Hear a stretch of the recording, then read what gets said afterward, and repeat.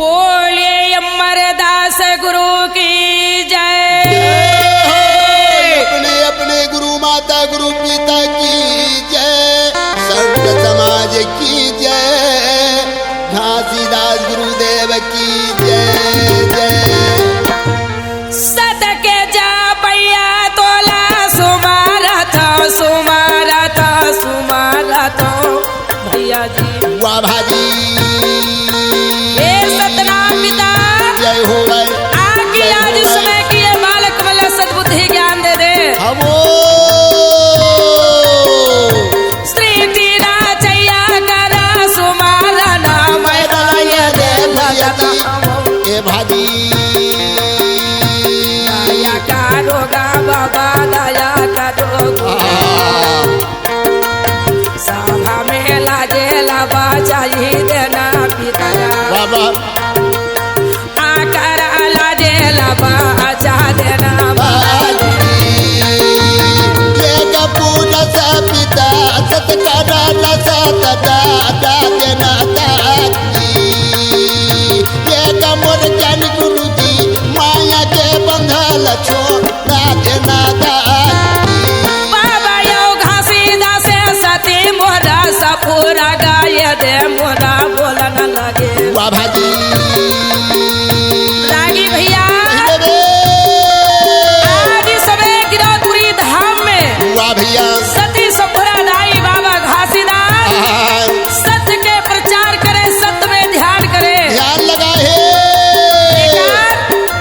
चारेगा बेटा ये का झना मोरा बेटी के दे देगा।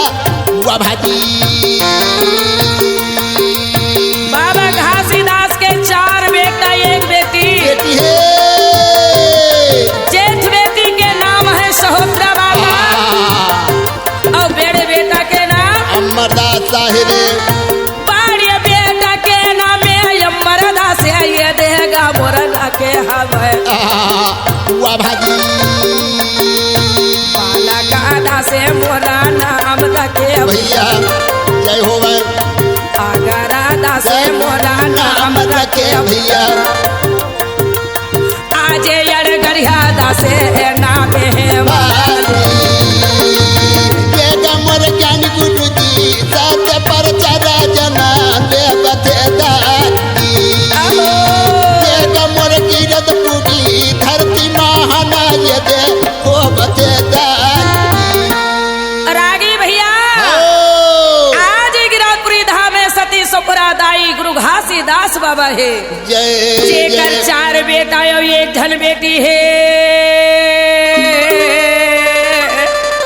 हरे हरे भाई आज बेटी के नाम सहोत्रा है, बड़े बेटा के नाम अमरदास, अमरदास गुरु मंझला बेटा के नाम बालकदास, बालकदास तीसरा बेटा के नाम अगरदास और सबला दुलरवा छोटे बेटा के नाम अड़गड़िया दास है भैया गा। जय हो रागी जब ये 5 संतान ला देखी जना लगी तो बाबा घासीदास और सती सपुरा दाइला अति आनंद होए अति हर्ष होए लगी। देख तो देख मैया सहोत्रा आज बाढ़े लगी। वाह वाह वाह वाह वाह वाह। आज अमरदास गुरु के 7 साल के उम्र है भैया और बालक दास बन याद वहाँ खेले कूदे लगी। जय हो आज गुरु अमरदास के 7 साल उम्र है। उम्र है ये माया के जाल में गुरु बाबा फंस गए है भाई। ये लड़का मन जन्म ले है खलिए जब तक काशकारी नहीं करी तब तक गुजर नहीं चले कह करके बाबा चिंता करे लगी भाई। आज सबे गिरौदपुरी में आनंद में बाबा गुरु घासीदास जीवन व्यतीत करे लगी। वाह भाई तो कहा थे जय जय गुरु बाबा बाजत हवे आनंद मोर सतगुरु बाबा बजे लगी जाना दा बधाई। मोर जय गुरु बाबा बजे लगी जाना दा बधाई। जय जय गुरु बाबा बाजे लगी जाना दा बधाई। जय जय गुरु बाबा बाजे लगी जाना दा बधाई। मोर सतगुरु बाबा बजे लगी जाना दा बधाई। जय जय गुरु स्वामी बजे लगी जाना दा बधाई। कपिलन गैया के गोबर मंगा अंगना देवली पार। कपिलन गैया के गोबर मंगा अंगना देवली पार। राजमोतियन के चौका पुरा सोन के कलसा लबे मड़ा ये गजमोतियन के चौक पूरा सोन के कलसा लबे मड़ा ये चौक पूरा वह हो चौक पूरा लबे मड़ा जी लबे मड़ा ये चौक पूरा वह हो चौक पूरा लबे मड़ा जी लबे मड़ा जय जय गुरु बाबा बाजे लगी जाना दा बधाई मोर सतगुरु बाबा बजे लगी जाना दा बधाई मोर सतगुरु स्वामी बजे लगी जाना दा बधाई सती है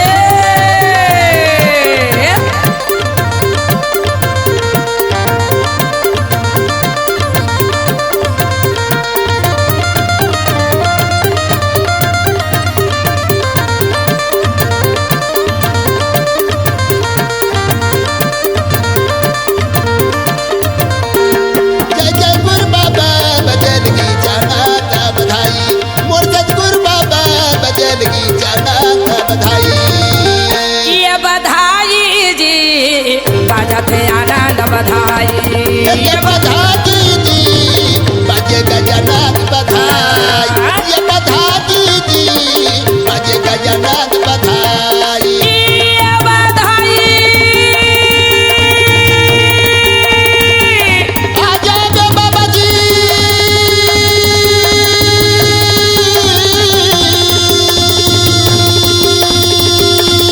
ये मोर ज्ञानी ये बधाई जी बाजते आनंद बधाई ये बधाई हो बाजा गजनाथ बधाई ये बधाई जी बाजा गजनाथ बधाई ये बधाई हो बाजा गजनाथ बधाई आता का उमंग आज समय की आशा हाओ। आज गिरौदपुरी में छाए अति हर्ष होए लगी सत्यनाम भैया। बाबा कहे देख तो देखी आज मैं भेजे हाँ ये बेटी बेटा के माया में भूल गए भूल गए हंसा मुक्ता के लाभे सत्य के प्रचार करके भेजे हम जन देख तो कामा भुला के कह के विचार करे लगी भाई आज सतनाम कहे ये कर काम दे हो अब ये प्रचार कैसे करही ये डहर सतगुरु बाबा सोचे लगे चौयम्बर दास गुरु के 7 साल की उम्र है वाह भाई और 7 साल की उम्र में अमर दास विद्या पढ़े बर गे लगी जय हो रानी सब लड़का मन के साथ में जब स्कूल में विद्या पढ़े अमरदास गुरु की चना हाँ सब लड़का मल्ला गुरु जी हर राम नाम पढ़ाए लगी पढ़ाए लगी तो देख तो बाबा घासीदास के जेठ बेटा जी सतनाम कह के बोले लगी भाई रागी हो तो जगह में जब आज लड़का मन के जो लिखाई पढ़ैला देखे हाँ। कहे कि ये भाई संत हो का ये? सब बरन तोर काया बाचन तोर बिना सत गुरु के काया बाचन हाय हाय हंस बदन बिना सतगुरु के काया बचन हाँ हंसा बरन काया बाचन तोर बिना सत गुरु के काया बाचन हाय हाय हंस बदन कोनो काया अमरदास कहे लगी भाई बिना सतगुरु के काया बचन ये बिना सतगुरु के काया बाचन तोर बिना सतगुरु के काया बाचन तोर बिना सतगुरु काया मानो जी। बिना सतगुरु के काया बचन ये बिना सतगुरु के काया बाचन तोर बिना सतगुरु के काया बाचन तोर बिना सतगुरु के चला सुन ले भाई। बिना सतगुरु के काया हंस बाचन तोर काया बाचन तोर बिना सतगुरु के काया बाचन हाय हाय हंस बदन कोनो जीवरा बदन बिना सतगुरु के काया बचन अहो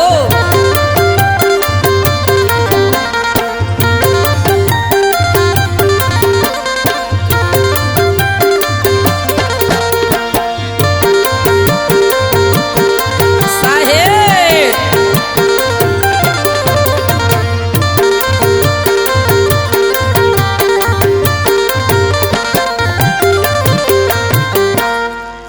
अमर दास गुरु मन में सोचता है अपन में सोचता है ये पूरा सब तक अपन दिल में विचारेगा दिल में विचारे सब लड़का मल्ला बैठा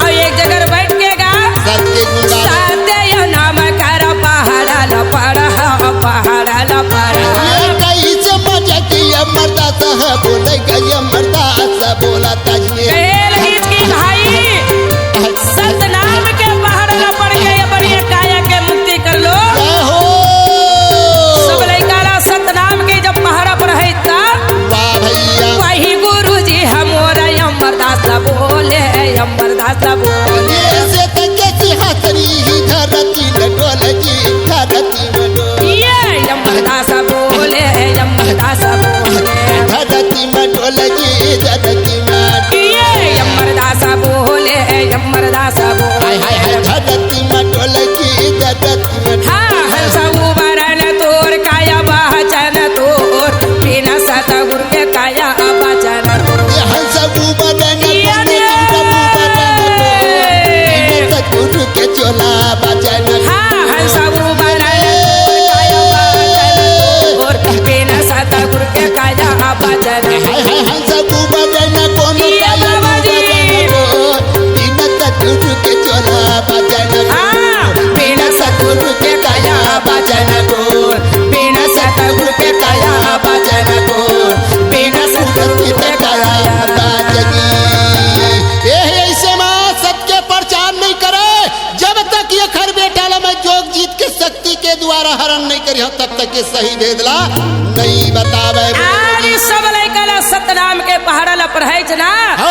तो गुरुजी कहे ये अमरदास क्या हो गए आज ही तय स्कूल में आए हैं हाँ। केला ये लइका मन पढ़ते ला तो हूँ पर तू सोच बाए पढ़ और ये लइका मन लाता अपन जगह बैठार के और नहीं तैयार। पढ़ा तो हम तो नहीं पढ़ावन अमरदास गुरु आके सती सपुराला कहे माँ काए देख तो आज मैं विद्या पढ़े बर गए तो आज मोला नहीं पढ़ावा कही के बोल दी। मास्टर हटाटे लगी ताई तोला पढ़ना है राम नाम पढ़ और सत्य नाम मत पढ़ कही करके मोर पर आरोप लगे तो मैं का दुनिया में पढ़ाऊं कही करके रोए लगी भाई सपुरा माता कहे बेटा जय हो कहे नाला बेटा माने जगह वाह भाजी आज वो गुरुजी मास्टर अच्छा बोले हैं अमरदास पहले ना नहीं ये स्कूल में पढ़े के लायक नहीं है आज बेटा ये स्कूल है तोर लाइक नो हैगा साथी सपुरा है अमरदास ला बाबा आज बोला ना लागे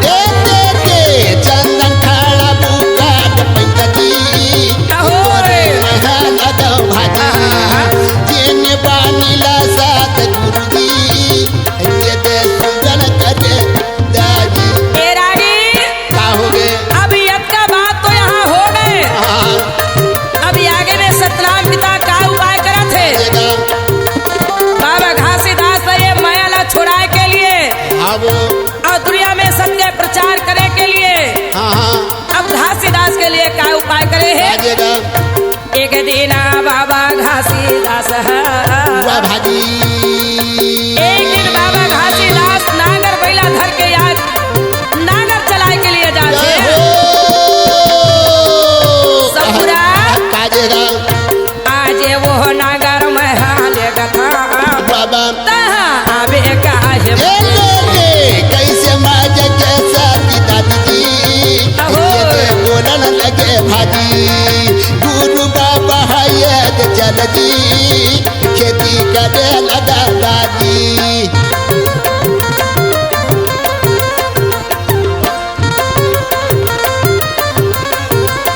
ये जग मासा की सबरा दादी सोचे लगी भाजी गंगा नहा के याद ले लगा तबे जहाँ कहा भाजी जी बाबा घासीदास कहे सपुरा हो ये लइका मन के आज ही देखभाल तोला लगे लगाए और मैं ये बाहर डोली में नांगर बैला लेके जात हूँ आज मैं नांगर चला के और खेती किसानी के काम करूँ सपुरा जय हो जय हो बाबा गुरु घासीदास नांगर बैला लेके हाँ हाँ और जसो आज इस समय की बाहर डोली में पहुंची पहुँचे हमारे और नागर बैला ला देख तो आज वो जगह में लेके खड़ा कराई बाबा गुरु घासीदास जय हो जय हो ए रहर आज इस समय की वो करमाया छोड़ाए के लिए हाँ सतनाम पिता वो जगह में रचना करे है काएगा ये समय की आज वहाँ पर में नागर के पता नहीं नाही ना बैला के पता नागर बैला ला हर चीज भाई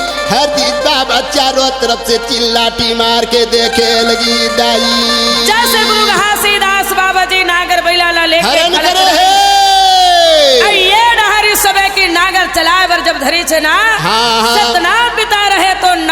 गईला कोई आज गुरु घासीदास के हरण करके ले जय हो रागी भैया। ये थी के बात ये है सती संप्रदायी आज जोग नदी में स्नान बनाने के लिए याद देख तो घर से निकल के जात रहा है भाई।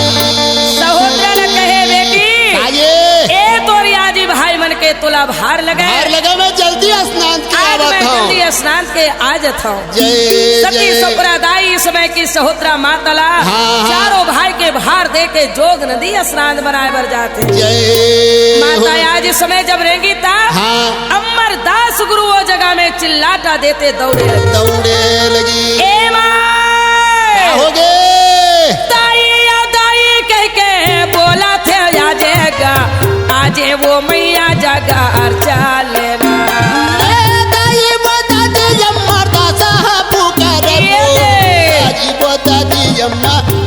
हाजी दाई वो दाई कह के बाबा पुकारे है अमर दासा गुरु याजना दाई बता दे अम्मा दासा दासे हाजी मोला लेगी जाना मैया वो तोरे ये संगा मोला ले जाना महू जहाँ कहे दादी को अमरदास गुरु रहे तो किलकारी बातें दौड़े लगी महू जहाँ कहे दादी को जोग नदी माया से ना देना ना आ बेटा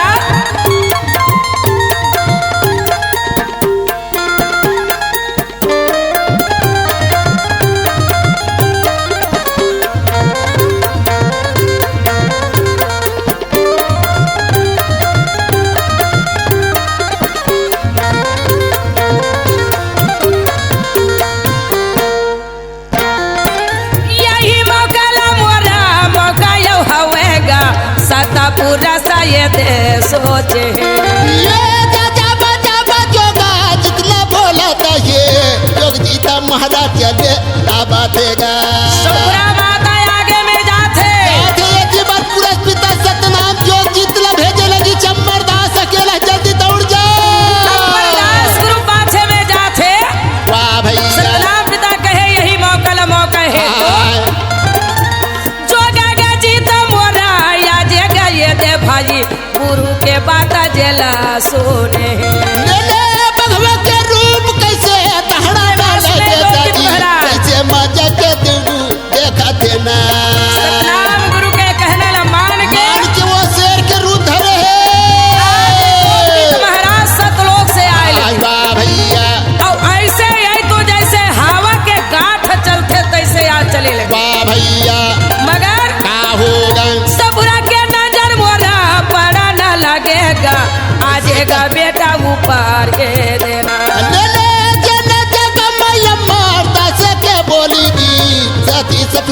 दादी सुना देना ए डहार याजी सुखरा जब पाछे करी पलट के देखा थे अमरदास गुरु ला पाछे पलट के देखा थे आहाय ओ जगह में जोगजीत महाराज वाह भैया नरसिंह के दहर न दहरे जय हो बघवा के रूप में मोरा सपुरा देखते गा अमरदा से लगा ले गई ये सतलुक में तोला बेटा विद्या पढ़ा हूँ गई के अपन गोदी में बोला देवा थे ना माता देखा था वे भैया गा बघवा रे आए मोरा यार आज दुख भारी लगे दादी ये को बाबा। अपन गोदी में देगा देना दुख भारी लगे भैया जी अपन गोदी में बेटा देवा देना हाँ सती सपना देखे दाई वो बेटा ला से राजेला ले गया ये मैं हटा कर दादी ये को दे। हाँ सती सपना बोले दाई वो नैनोला से राजे पाए मैं हटा कर दादी ये को गा। सेरा मोटा देना नैनोला से राजे दे चला देगा नैनोला से राजे दे चला माँ सपुरा जब लहुट के देखी हो आज ही जोगजीत महाराज ऐसन रूप बांधे आहा। शेर के दहड़ न दहड़े लगे दाहड़े लगी भैया आज जस पलट के देखती हुई हाँ। जोगजीत महाराज शेर के दर्शन देख के हाँ। और यमर दास लाई समय की टापला धरी जो सतलोक में ले गए भाई। जब इस सतलोक के लिए आज यमर दास गुरुलाल ले गए भैया जी। वाह वाह वाह वाह वाह वाह वाह वाह। सती सपुरा दाई आज कहे हे सतनाम मोर बेटा ला आज शेर खा दीजिएगा। जय हो जय हो। बोले लगी कि आज मोर बेटा ला शेर ले गए। मोर अमरदास बेटा है या शेर के भोजन बन गए भैया। भोजन बन गए माली। हाय बेटा अमरदास, हाय बेटा अमरदास अमरदास कही करके रोए लगी इनका। माता सपुरा जी रोते रोते घर में आ गए। आए लगी। हाय बेटा कहीं के धरती में गिर लगी भैया। माता के आज रोना ला सुन के सुभद्रा माता बोले लगी ऐसे का हो गए दाई, का कारण तय धरती में गिर गए मैया जी। सुभद्रा माता बोली कि माँ हो तय आपस आके ये धरती में काबर रोवत गिर गए। और संग में आज बड़े भैया यमरदास गए है कहाँ है तेला बता देते दाई। हरे हरे हरे हरे भाई। आज यमरदास भाई ला बता दे मैया। मैया सहोदरा माता या सती सुपुरला पूछे लगी तो कह दू क्यों सामने में आए लगी। कहे लगी बेटी मैया भागिन कहाँ पहुँच सहोदरा। आज बेटा ला नरसिंह के बाटा दे के जोग नदी के करार से आवत हो करके बोले लगी भाई। बोले लगी कि मैं आज कहाँ पहुँच बेटा ला। अमरदास शेर की भोजन बन गए बेटी सहोदरा। दाई के कोरा में बेटा। हे अमरदास साहेब ये धरती सदगुरु न छोड़ के कहा जाता बाबा। आज मोरे कोरा ला काबर छोड़े अमरदास। हाँ भाई हाँ गा। कोना दाई के कोरा में बेटा जाकर बाई छे हो हाय कोना मैया के कोरा में गा जाकर बाई छे हो।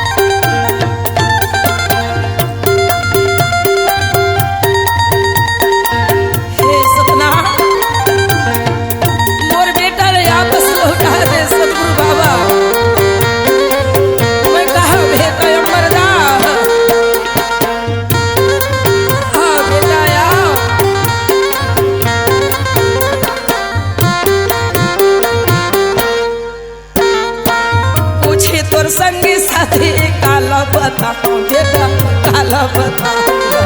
तन का तू का बेटा कमा सममगा कमा सममगा। बेटा अमरदास हाँ भैया तोर ये भाई भाई की पूछत में काला बता। काला बतावा बंधु पूछी तोर संगी साथी काला बता बेटा काला बता। ये गिरज के धरती मगा मुँह का देखो बेटा मुँह का देखा। ये यहाँ दुनिया में बेटा मुँह का देखा होगा मुँह का देखा। ये ही दुनिया में बेटा कैसे बना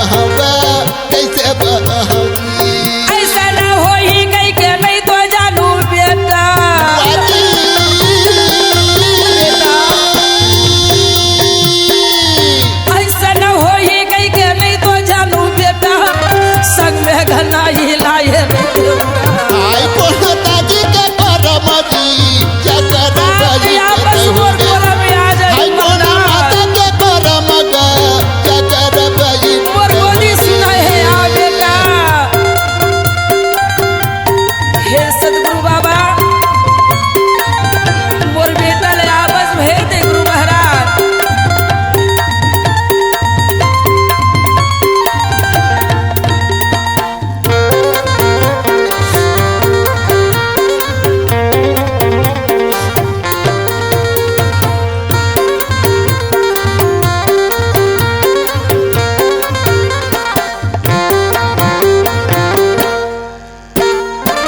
छोड़ दे ये घर कुरिया छोड़े ते संगी से छोड़े ते संगिया।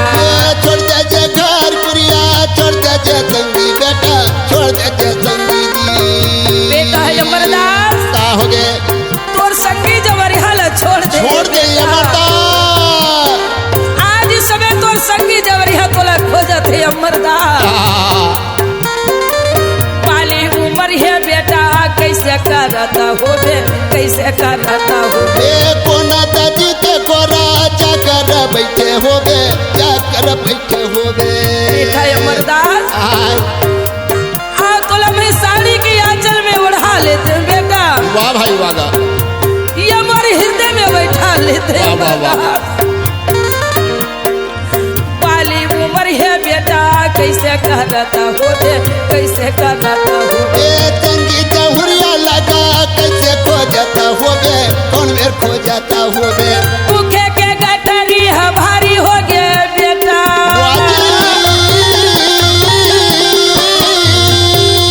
भूखे के गठरी है भारी हो गए बेटा संग में गम्मा बोला लगा लेगा। कोना दादी के करम हो हाँ, बेटा। होबे हाय कोना बोला मैया यार के संग लगा ले अमरदास। करम बैठे होबे मारे हवे तोरा दूध के कटोरा बेटा। मोरिया गोरस के पिया अमरदास तोहर पर मैं कटोरा में गोरस रखे हो बेटा। वाह भाई वागा मोरिया चंदन के पलंग के सोइया अमरदास वाह भाई वागा तोरिए श्वेत सिंहासन आज इस समय पलंग मारे है बेटा। वाह भाई वागा मारे हवे तोरा दूध के कटोरा बेटा कोन पालना में झूला छोड़ेगा।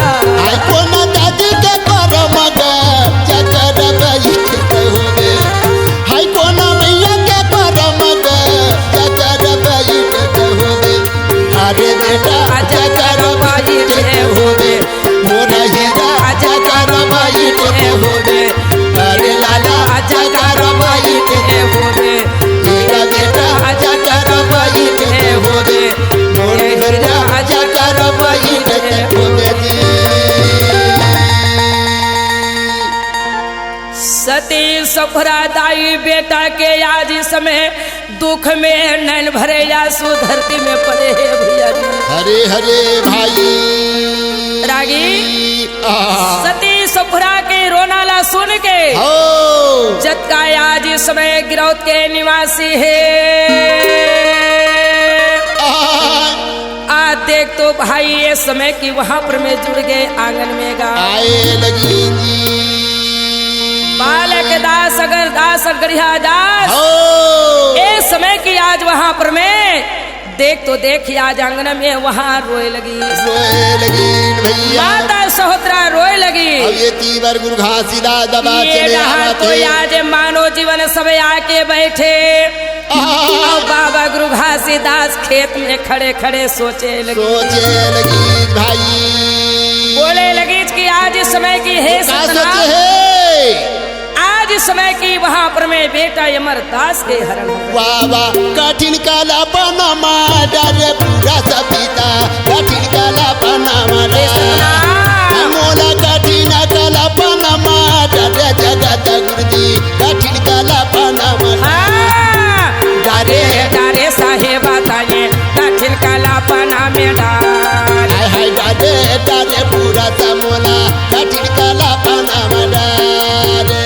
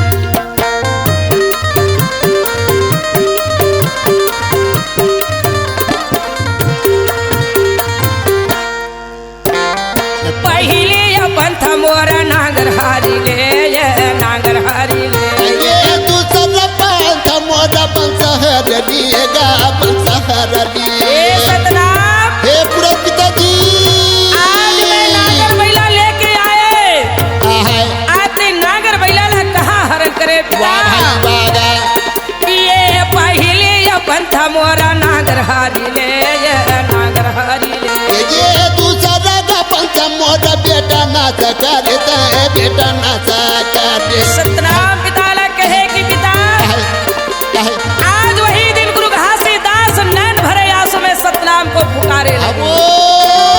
चला यो पंथ मोरा बेटा हारी ले, ये बेटा हारी ले।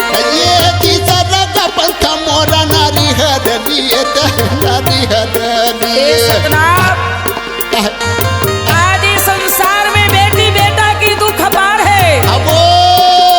अमरदास की आज समय की ये सुनते हुए बाबा घासीदास धरती में हाय बेटा कह गाँव माता पाठा ये पूरा सपीता कठिन काला बना माता मोला कठिन काला बना माता जगत गुरुजी कठिन काला बना माता डारे डारे साहेबा मोला कठिन काला पना में डाले डाले डाले साहेबा मोला कठिन काला पना में डाले डाले डाले साहेबा मोला कठिन काला पना में डाले डाले डाले साहेबा मोला कठिन काला पना में डाले।